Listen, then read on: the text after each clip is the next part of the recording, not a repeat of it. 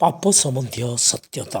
ଆମେ ଯଦି ପାପ ସମ୍ବନ୍ଧୀୟ ସତ୍ୟତା ଜାଣିବା ତାହେଲେ ଈଶ୍ୱରଙ୍କର ବାକ୍ୟରୁ ଦେଖିବା ରୋମିଓ 5:12 ସେଠାରେ ଲେଖାଯାଏ, ଅତଏବ ଯେପରି ଜଣେ ଲୋକ ଦ୍ୱାରା ପାପ ଓ ପାପ ଦ୍ୱାରା ମୃତ୍ୟୁ ଜଗତରେ ପ୍ରବେଶ କଲା, ଆଉ ସେହି ପ୍ରକାର ମୃତ୍ୟୁ ସମସ୍ତ ଲୋକଙ୍କ ପ୍ରତି ଘଟିଲା, ଯେଣୁ ସମସ୍ତେ ତ ପାପ କଲେ।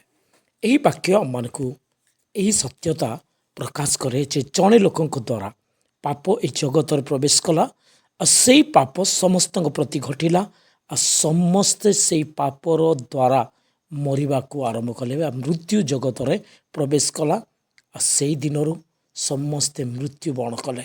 ପାପ ଦ୍ୱାରା ମୃତ୍ୟୁ ଏ ଜଗତରେ ଆସିଲା, ତେଣୁକରି ମୃତ୍ୟୁବରଣ କରିବା ଆରମ୍ଭ ହେଲା ବୋଲି ପ୍ରଭୁଙ୍କର ବାକ୍ୟରେ ଆମେ ଦେଖୁ। ପାପ ଦ୍ୱାରା ଆଉ ସେଇ ପାପ ମନୁଷ୍ୟ ଜୀବନରେ ଏହି ପ୍ରକାର ଆସିଥାଏ।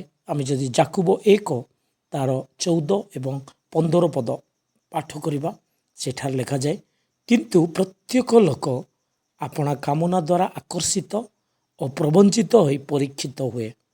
ତାହାପରେ କାମନା ଗର୍ଭଧାରଣ କରି ପାପ ପ୍ରସବ କରେ।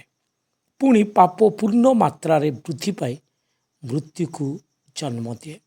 ଏହି ସତ୍ୟତା ଆମେ ଜାଣୁ।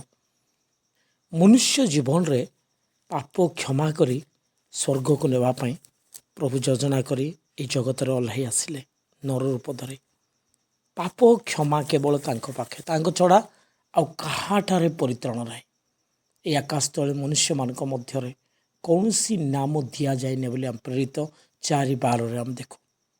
ଆଉ ଯଦି ଆମେ ପ୍ରଭୁ ଯୀଶୁଖ୍ରୀଷ୍ଟଙ୍କୁ ବିଶ୍ୱାସ କରି ଆମର ପାପ ସ୍ୱୀକାର କରିବା, ତେବେ ସେ ପାପ କ୍ଷମା କରିବାକୁ ବିଶ୍ୱସ୍ତ ନ୍ୟାୟବାନ ପରମେଶ୍ୱର ଅଟନ୍ତି ବୋଲି ଆମେ ପ୍ରଥମ ଜହନ 1 ତାର 9 ପଦରେ ଦେଖୁ। ସେଠାରେ ଲେଖାଯାଏ, ଯଦି ଆମ୍ଭେମାନେ ଆପଣା ପାପ ସ୍ୱୀକାର କରୁ, ତେବେ ସେ ଆମମାନଙ୍କର ପାପ କ୍ଷମା କରିବାକୁ ଓ ସମସ୍ତ ଅଧର୍ମରୁ ଆମମାନଙ୍କୁ ପରିଷ୍କାର କରିବାକୁ ବିଶ୍ୱସ୍ତ ଓ ନ୍ୟାୟବାନ ପରମେଶ୍ୱର ଅଟନ୍ତି। ଜଣେ ପାପୀ ଯେତେବେଳେ ପାପ ସ୍ୱୀକାର କରେ, ତେବେ ହିଁ ପ୍ରଭୁ ପାପ କ୍ଷମା କରିଥାନ୍ତି।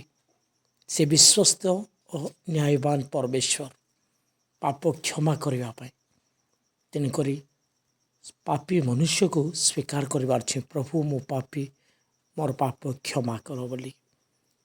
ଆଉ ଆମେ ଦେଖୁ ଯେ ଯିଶାୟା 1 ତାର 18 ପ୍ରଭୁ କହନ୍ତି, ସଦାପ୍ରଭୁ କହନ୍ତି, ଆସ ଆମ୍ଭେମାନେ ଉତ୍ତର ପ୍ରତ୍ୟୁତ୍ତର କରୁ। ତୁମମାନଙ୍କର ପାପ ସବୁ ସିନ୍ଦୁର ବର୍ଣ୍ଣ ପରି ହେଲେ ହେଁ ହିମ ପରି ଶୁକ୍ଳ ବର୍ଣ୍ଣ ହେବ। ସେସବୁ ଲୋହିତ ବର୍ଣ୍ଣ ପରି ହେଲେ ରଙ୍ଗ ହେଲେ ହେଁ ମେସଲମ ପରି ହେବ। ଯେତେ ବଡ଼ ଜଘନ୍ୟ ପାପ ହଉ, କିନ୍ତୁ ପ୍ରଭୁ କହନ୍ତି ସିନ୍ଦୁର ବର୍ଣ୍ଣ ପରି ହେଲେ ହେଁ ହିମ ପରି, ବରଫ ପରି ଶୁକ୍ଳ ବର୍ଣ୍ଣ, ଅର୍ଥାତ୍ ସମ୍ପୂର୍ଣ୍ଣ ଧଳା ରଙ୍ଗର ବରଫ ଯେପରି ଥାଏ, ସେହି ପ୍ରକାର ବର୍ଣ୍ଣ ପ୍ରଭୁ କରିବେ। ଅର୍ଥାତ୍ ଏଠାରେ ସେ କହୁଛନ୍ତି ତୁମର ପାପକୁ ମୁଁ କ୍ଷମା କରିବି ବୋଲି। ଆମମାନଙ୍କର ପାପ କ୍ଷମାକାରୀ ପରମେଶ୍ୱର।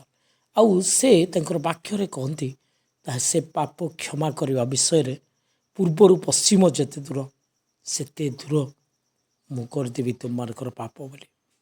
ଆଉ ଆମେ ଗୀତ ସହିତ 103 ତାର 12 ପଦରେ ଏହିସବୁ ବିଷୟ ଦେଖୁ।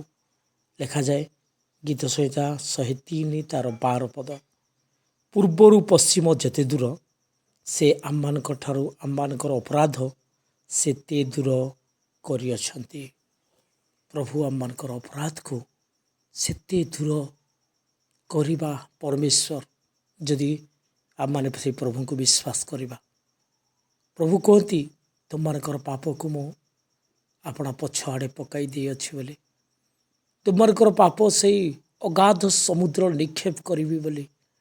ତୁମମାନଙ୍କର ପାପକୁ ମୁଁ ଆଉ ସ୍ମରଣ କରିବି ନାହିଁ ବୋଲି।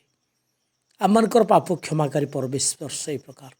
ତେବେ ସେହି ପରମେଶ୍ୱରଙ୍କୁ ଆମେ ବିଶ୍ୱାସ କରିବା। ଏକମାତ୍ର ପରମେଶ୍ୱର ପ୍ରଭୁ ଯୀଶୁଖ୍ରୀଷ୍ଟ, ଯିଏକି ଆମମାନଙ୍କୁ ପ୍ରେମ କରୁଅଛନ୍ତି, ସେ ନିଜ ଜୀବନ ଦେଇଅଛନ୍ତି, ମୃତ୍ୟୁବରଣ କରି ମୃତ୍ୟୁକୁ ଜୟ କରି ଉଠିଛନ୍ତି। ସେ ଜୀବିତ ପ୍ରଭୁ,